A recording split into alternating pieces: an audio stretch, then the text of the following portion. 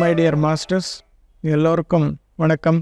குருமார்களான பிரம்மர்ஷி பிதாமகா பத்ரிஜி அவர்களுக்கும் BMC PSSM அனைத்து pyramid மாஸ்டர்ஸ்களுக்கு எல்லாருக்குமே என்னுடைய வணக்கத்தை தெரிவித்துக் கொள்கிறேன். இன்னைக்கு ஆன்மீக மனம், அதாவது ஸ்பிரிச்சுவல் மைண்ட் அப்படின்னா என்ன என்ற விஷயத்தை பற்றி தெரிஞ்சுக்கலாம் மாஸ்டர்ஸ். மைண்ட் அப்படின்னு சொன்னாலே ஒரு காம்ப்ளெக்ஸ் சப்ஜெக்ட் அப்படின்னு சொல்லி நம்மளுக்கு எல்லாருக்குமே தெரியும். எதுக்காக அப்படின்னா, அந்த மைண்ட் அப்படின்ற ஒரு பகுதியில் திரும்பி 4 சப்டிவிஷன்ஸ் இருக்கும்.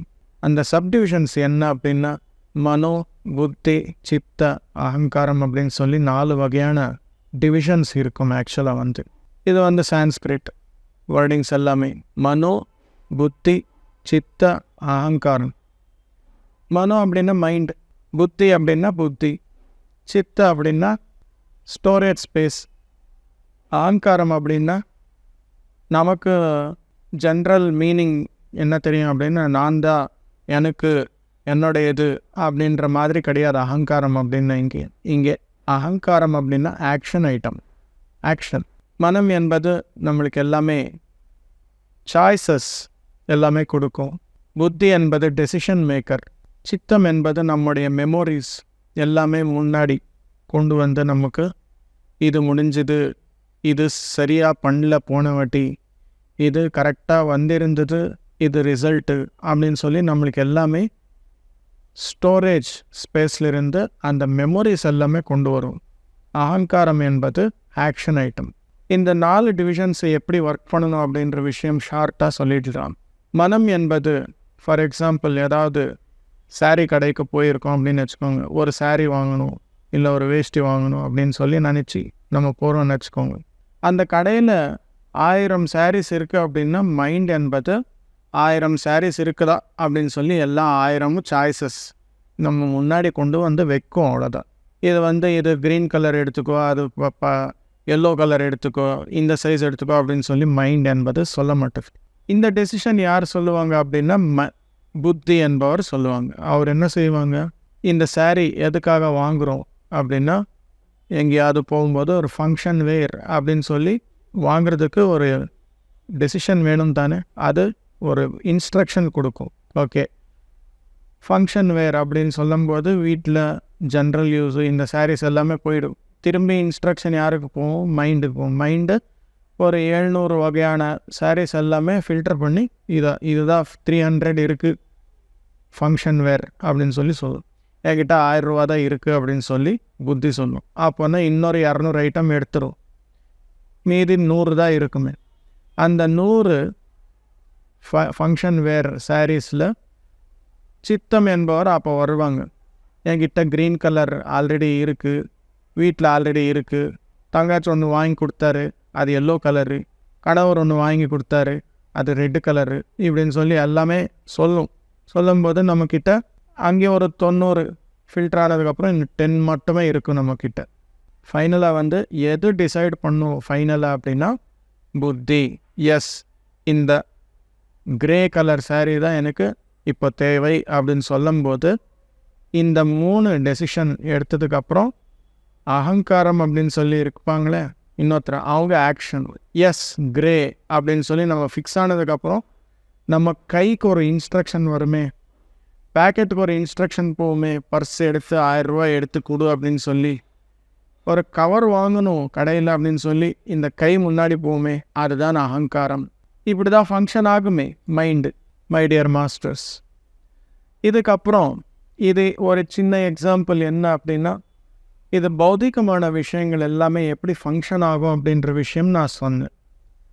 ஆன்மீகமாக இந்த மைண்டுக்கு ட்ரைனிங் கொடுக்கணும் அப்படின்னா என்ன பண்ணணும் அப்படின்னா, இந்த மைண்டை உள்முகம் பண்ணணும்.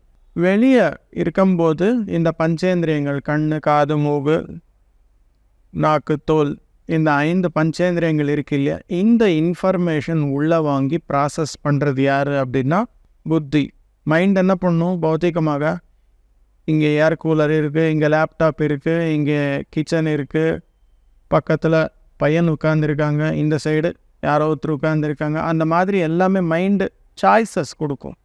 புத்தி என்பவர் என்ன பண்ணுவாங்க, ஓகே என்னுடைய ஃபோக்கஸ் எங்கே இருக்குது, இங்கே எதுக்காக நான் உட்கார்ந்துருக்கேன் அப்படின்னும்போது இந்த செயல் செய்கிறதுக்காக அப்படின்னு சொல்லி அங்கே ஒருநிலைப்படுத்துவார் புத்தி என்பவர். சித்தம் என்பவர் என்ன செய்வாங்க, இந்த செயலுக்கு சம்பந்தப்பட்ட மெமோரிஸ் மட்டுமே எடுத்து கொடுப்பாங்க.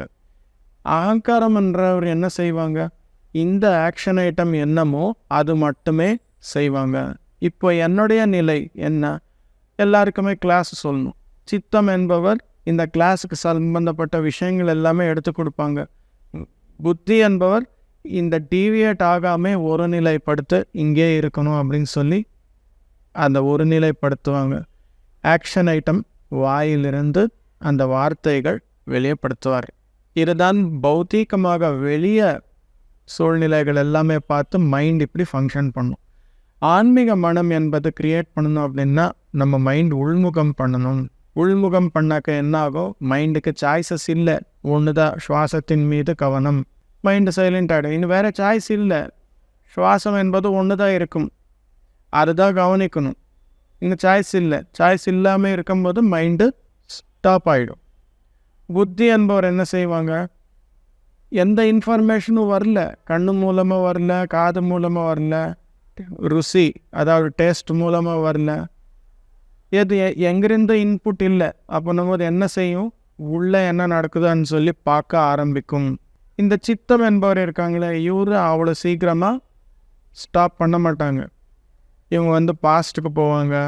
அப்புறம் இது நடந்தது, இது வாங்கணும், இங்கே போகணும், இந்த மாதிரி விஷயங்கள் எல்லாமே எடுத்து கொடுப்பாங்க சித்தம் என்பவர். இவங்கன்னா ஸ்டாப் பண்ணணும். ஸ்டாப் பண்ணணும் அப்படின்னு என்ன சொல்லியிருக்காங்க பதஞ்சலி மகர்ஷி, சித்த விருத்தி நிரோதா அப்படின்னு சொல்லியிருக்காங்க. சித்தத்தை ஸ்டாப் பண்ணுங்க, அந்த மெமோரியை கொஞ்ச நேரம் டிஸ்கனெக்ட் பண்ணுங்க. டிஸ்கனெக்ட் பண்ணும்போது என்னாகும், அந்த மெமோரிஸ் கூட வரல, பாஸ்ட்டுக்கும் போல் ஃப்யூச்சருக்கும் போல் ப்ரெசண்ட்டில் மட்டுமே இருக்கிற மாதிரி பண்ணணும். அப்படின்னா அந்த சித்தம் என்பவர்னு கட் பண்ணணும்.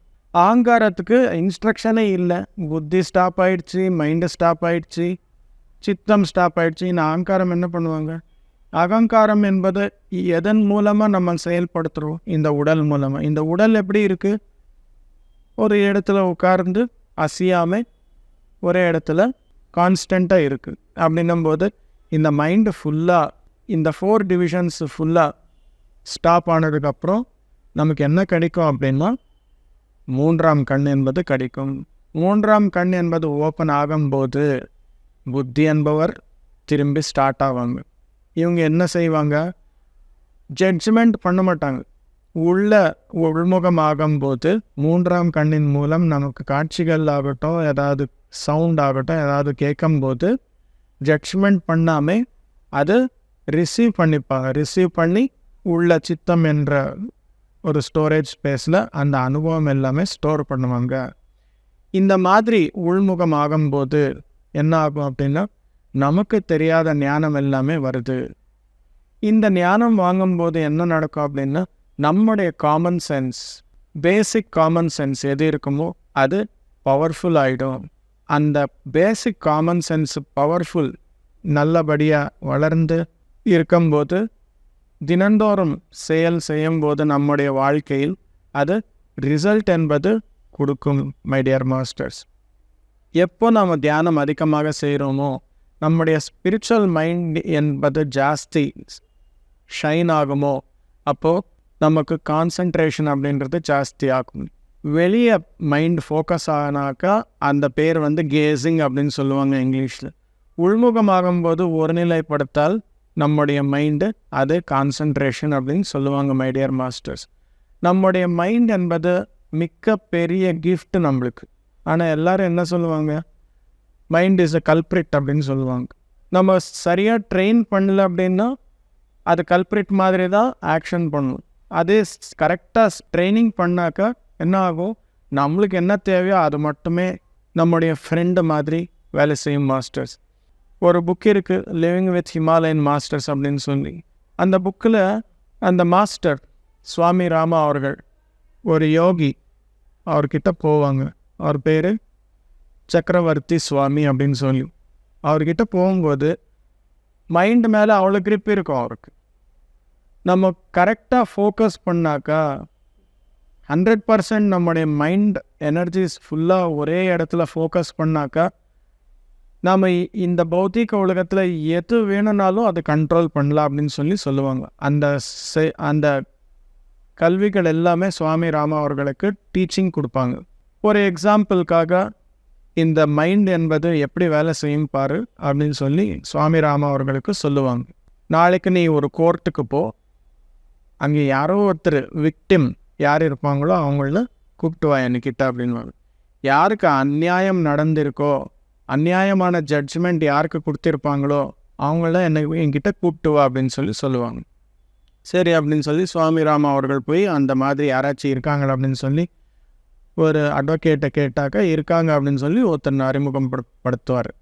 அவங்கள கூப்பிட்டு வந்து என்ன பிரச்சனை அப்படின்னு சொல்லி கேட்கும்போது, நான் எந்த தப்பும் செய்யலை, ஆனால் நான் தான் விக்டிம், நான் தான் திருடன் அப்படின்னு சொல்லி என் மேலே இந்த மாதிரி நடந்திருக்கு, ஜட்ஜ்மெண்ட்டு நாளைக்கு கொடுப்பாங்க இதுதான் அப்படின்னு சொல்லி எல்லோரும் சொல்கிறாரு அப்படின்னு சொல்லுவாங்க. சரி, நான் சொல்கிற மாதிரி நீ போய் செய் அப்படின்னு சொல்லுவான். என்ன அப்படின்னா, சும்மா போய் அங்கே நில்லு, அவ்வளோதான், நீ எதுவுமே பேசாமல் இருந்தால் போதும் அப்படின்னு. முதல்ல இந்த கேள்வி கேட்பாங்க, ஆமாம் சொல்லு. அப்புறம் இது கேட்பாங்க, ஆமாம் சொல்லு. அவங்க என்ன கேட்பாங்களோ அதுக்கு எல்லாமே எஸ் சொல்லு அப்படின்னு சொல்லுவான். அங்கே போய் நின்னும்போது அந்த ஜட்ஜு இவர்னு கேட்பாங்க, நீ பண்ணல தானே அப்படின்னு. ஆமாம் பண்ணல. உன்னுடைய தப்பு கிடையாது தானே அப்படின்னு. இல்லை, என்னுடைய தப்பு கிடையாது. அப்போனா உனக்கு எந்த ரிமாண்டு தேவையில்லை தானே அப்படின்னு சொல்லு. ஆமாம் அப்படின்னு. ஓகே, யூ ஆர் ரிலீவ்ட் அப்படின்னு சொல்லி அந்த கேஸ் க்ளோஸ் பண்ணிவிடுவாங்க. ஸோ இந்த மாதிரி எப்படி நடந்தது அப்படின்னும்போது, பின்னாடி இந்த யோகி அந்த மைண்ட் என்பது ஃபோக்கஸ் பண்ணி இந்த மாதிரி நடக்கணும் அப்படின்னு சொல்லும்போது அங்கே சூழ்நிலை எல்லாமே மாறிடுச்சு. அதே மாதிரி நம்ம ஆன்மீகமாக நிறைய தியானம் எல்லாமே செய்யும்போது நம்ம மைண்ட் என்பது அவ்வளோ ஃபோக்கஸ்டாக இருக்கும்.